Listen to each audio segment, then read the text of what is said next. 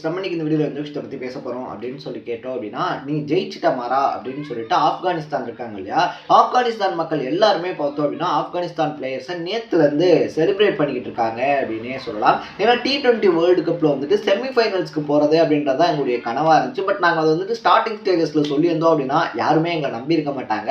இன்னும் சொல்ல போனோம் அப்படின்னா பழைய பிளேயர்ஸ்லாம் இருப்பாங்க இல்லையா, லைக் முன்னாடி கிரிக்கெட் ஆடிக்கிட்டு இருந்த ஜாம்பவான்கள்லாம் இருப்பாங்க இல்லையா, அவங்கள ஒருத்தர் கூட வந்து பார்த்தோம் அப்படின்னா ஆப்கானிஸ்தான் செமிஃபைனல்ஸ்க்கு போகும் அப்படின்னு சொல்லி சொல்லலை. எக்ஸ்க்ளூட் பார்த்தோம் அப்படின்னா பிரைன் லாரா இருக்கார் இல்லையா, வெஸ்ட் இண்டீஸினுடைய முன்னாள் ஜாம்பவான் அப்படின்னு சொல்லக்கூடிய பிரைன் லாரா மட்டும்தான் பார்த்தோம் அப்படின்னா இந்த செமிஃபைனல்ஸ்க்கு ஆப்கானிஸ்தானும் போவாங்க அப்படின்னு சொல்லி எங்களை சொன்னார்.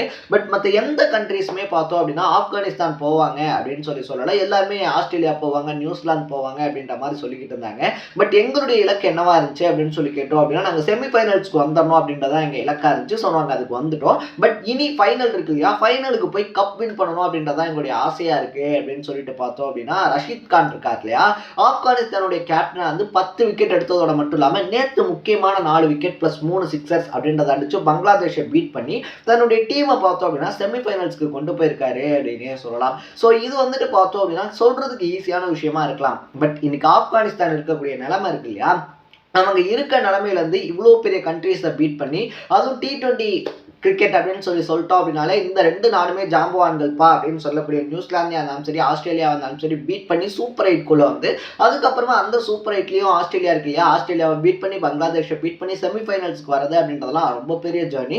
ஸோ அதை வந்துட்டு பார்த்தோம் அப்படின்னா சொந்தமாக ஒரு ஹோம் கிரவுண்ட் கூட இல்லாத ஆப்கானிஸ்தான் பண்ணியிருக்கிறது அப்படின்றதான் பார்த்தோம்னா கிரிக்கெட் ஃபேன்ஸ் மட்டும் இல்லாமல் ஆப்கானிஸ்தான் ரசிகர்கள் எல்லாருமே ஆப்கானிஸ்தானை தலைமையில தூக்கி வச்சு கொண்டாடிக்கிட்டு இருக்காங்க அப்படின்னே சொல்லலாம். அந்த அளவுக்கு இந்த செலிப்ரேஷன் வந்து ரொம்ப முக்கியமான ஒரு விஷயமா அப்படின்னு கேட்டோம்னா கண்டிப்பா ஆப்கானிஸ்தான் மாதிரி வளர்ந்து வரக்கூடிய ஒரு நாடு இருக்கு இல்லையா, இது வரைக்கும் வந்து பார்த்தோம் அப்படின்னா ஆப்கானிஸ்தான் ஒரு கத்துக்குட்டி நாடு அப்படின்னு வந்து தான் சொல்லிக்கிட்டு இருந்தாங்க. பட் பெரிய பெரிய டீம்ஸை பீட் பண்ணி பார்த்தோம் அப்படின்னா நாங்களும் வந்துட்டு ஒர்த்தான டீம் தான் அப்படின்னு சொல்லி ப்ரூவ் பண்ணியிருக்காங்க. என்னுடைய ஹோப், என்னுடைய ஆசை என்ன அப்படின்னு சொல்லி கேட்டோம் அப்படின்னா ஆப்கானிஸ்தான் ஃபைனலுக்கு வரணும் அப்படின்னே சொல்லலாம். ஆப்கானிஸ்தான் ஃபைனலுக்கு வந்தால் மட்டும் என்னப்பா கப்பா வின் பண்ணிட போறாங்க அப்படின்னு சொல்லி கேட்டீங்க அப்படின்னா அதுவும் நடக்கிறதுக்கு வாய்ப்பு இருக்கு. ஏன்னா ஆஸ்திரேலியாவா இருந்தாலும் சரி நியூசிலாந்தா இருந்தாலும் சரி ஆப்கானிஸ்தான் நம்மளை பீட் பண்ணிடுவாங்க அப்படின்னு சொல்லி நினைச்சிருப்பாங்களா அப்படின்னு சொல்லி கேட்டோம்னா கண்டிப்பா கிடையாது.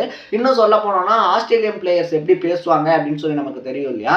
ஸோ மிச்சல் மார்ஷ் வந்து என்ன சொல்றாருன்னா இந்த டோர்னமெண்ட் தொடங்குறதுக்கு முன்னாடியே வந்து செமிஃபைனல்ஸ் போற டீம்ல வந்துட்டு ஆஸ்திரேலியா 1 மற்ற 3 டீம் எதுவா இருக்கும் அப்படின்னு சொல்லி எனக்கு ஐடியாவே கிடையாது, அது எதை வேணாலும் நீங்க போட்டுக்கங்க அப்படின்ற மாதிரி வந்துட்டு தராரு. லைக் வந்துட்டு 50-50 வேர்ல்டு கப் இருக்கு இல்லையா, அதுல பேட் கமின்ஸ் நாங்க சைலண்ட் ஆக்குவோம் அப்படின்னு சொல்லி சொன்ன ஆட்டிடியூட்லயே மிச்சல் மார்ஷும் என்ன சொல்றாருன்னா நாங்க ஒரு டீம் வந்துட்டு செமிஃபைனல்ஸ்க்கு போறது கன்ஃபார்ம்ங்க, மற்ற டீம் எதுன்னு சொல்லி நீங்க டிசைட் பண்ணிக்கங்க அப்படின்ற மாதிரி சொல்றாங்க.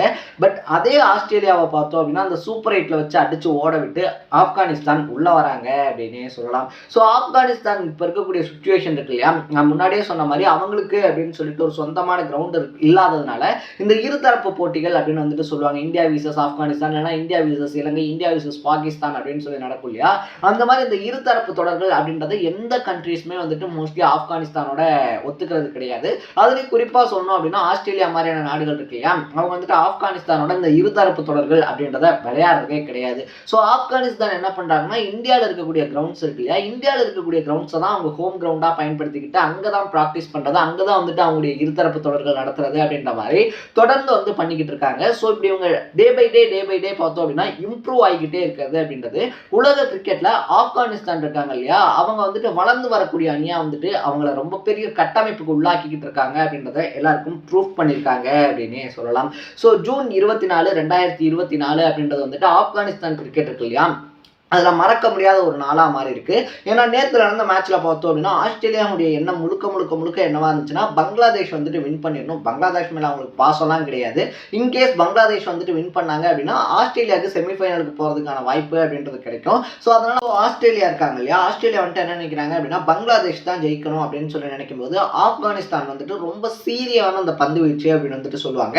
நேற்று ஆப்கான் பங்களாதேஷ்க்கு அகேன்ஸ்டான மேட்சை ஜெயிச்சதுக்கு அவங்களுடைய பவுலிங் இருக்கு இல்லையா, பேட்டிங்கை விட பவுலிங் பவுலிங் தான் ரொம்ப முக்கியமான காரணம் அப்படின்னு சொல்றாங்க.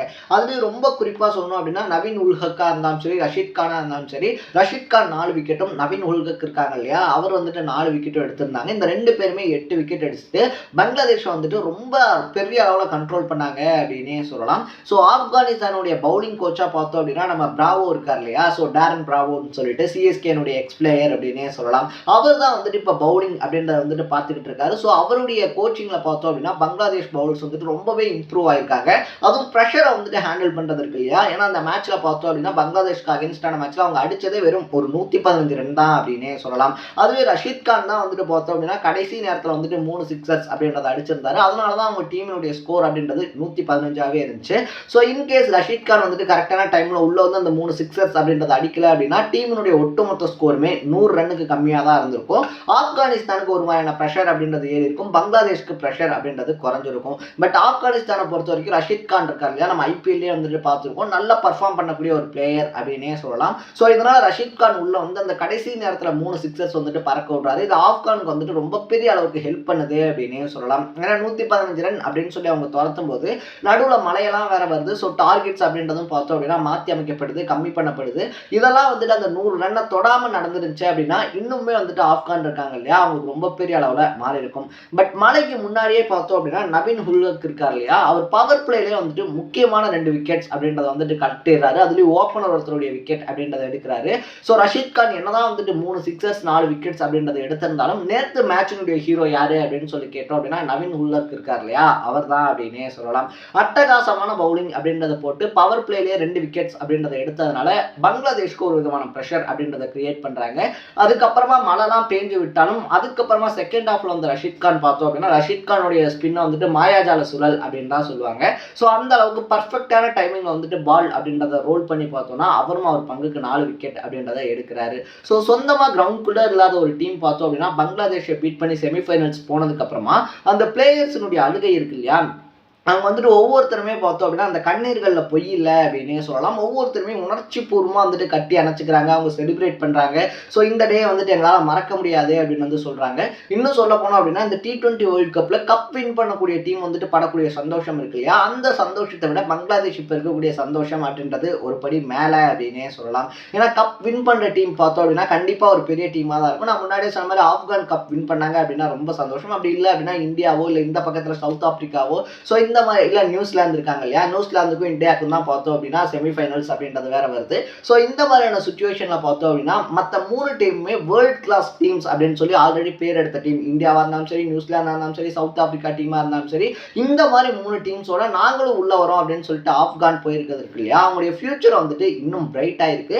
இந்த செட்டு அதாவது ரஷீத் கானுடைய செட் இருக்காங்க இல்லையா, இவங்க பண்ணியிருக்கக்கூடிய அந்த அச்சீவ்மெண்ட் அப்படின்றது ஆப்கானில் கிரிக்கெட் விளாடணும் அப்படின்ற ஆசையை எக்கச்சக்கமான இளைஞர்களுக்கு வந்துட்டு ஏற்படுத்தும். இவங்களை ரோல் மாடலாக வச்சு அடுத்து நிறைய யங் டேலண்டட் பீப்புள்ஸ் உள்ள வருவாங்க அப்படின்னே சொல்லலாம். ஸோ ஃபர்ஸ்ட் செமிஃபைனலில் பார்த்தோம் அப்படின்னா 27ஆம் தேதி சவுத் ஆப்பிரிக்கா விசஸ் பங்களாதேஷ் அப்படின்னு சொல்லி நடக்குது.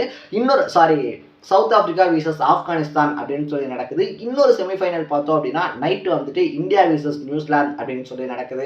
ஸோ இதில் ஃபர்ஸ்ட் வந்துட்டு பார்த்தோம் அப்படின்னா இதில் யார் வின் பண்ணுறாங்களோ அவங்க ஃபைனல் போயிடுவாங்க. பட் செகண்ட் மேட்ச்ல மழை பெய்யறதுக்கான அதிகப்படியான வாய்ப்பு அப்படின்றது இருக்கிறதுனால இன்கேஸ் மழை பெஞ்சிச்சு அப்படின்னா குரூப் பிரிவுகள் இருக்கு இல்லையா, ஸோ அந்த குரூப் ஸ்டேஜஸ்ல பார்த்தோம் அப்படின்னா ஃபர்ஸ்ட் டீமா இந்தியா இருக்கிறதுனால இந்தியாக்கான ஃபைனல் வாய்ப்பு அப்படின்றது பிரைட்டா இருக்கும். பட் அப்பார்ட் ஃப்ரம் தட் மழை பெய்யல அப்படின்னா 2 டீமும் ஆடி யார் வின் பண்றாங்களோ அவங்க தான் ஃபைனலுக்கு போவாங்க அப்படின்னே சொல்லலாம்.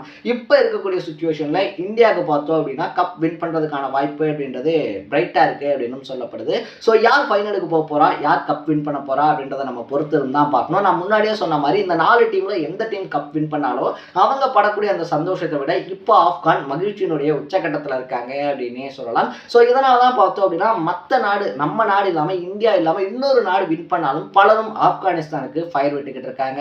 ஸோ நீங்கள் ஆப்கானிஸ்தானுடைய இந்த சக்ஸஸை பற்றி, இந்த விக்டரியை பற்றி என்ன நினைக்கிறீங்க அப்படின்றத கமெண்ட்ல போட்டு இதே மாதிரி அப்பப்போ அப்டேட்டாக போயிட்டு இருக்கக்கூடிய விஷயங்கள் இருக்கு இல்லையா, அது கரண்ட் அஃபேர்ஸாக இருந்தாலும் சரி, பாலிடிக்ஸாக இருந்தாலும் சரி, ஸ்போர்ட்ஸாக இருந்தாலும் சரி, இதே மாதிரி அப்பப்போ அப்டேட்டாக போயிட்டு இருக்கக்கூடிய விஷயங்களை நீங்கள் தொடர்ந்து தெரிஞ்சுக்கணும் அப்படின்னு ஆசைப்பட்டீங்கன்னா மறக்காம சேனலை சப்ஸ்கிரைப் பண்ணிக்கோங்க. நாளைக்கு இதே மாதிரி இன்னொரு இன்ட்ரெஸ்டிங்கான வீடியோட சந்திக்கலாம். Tata, bye by.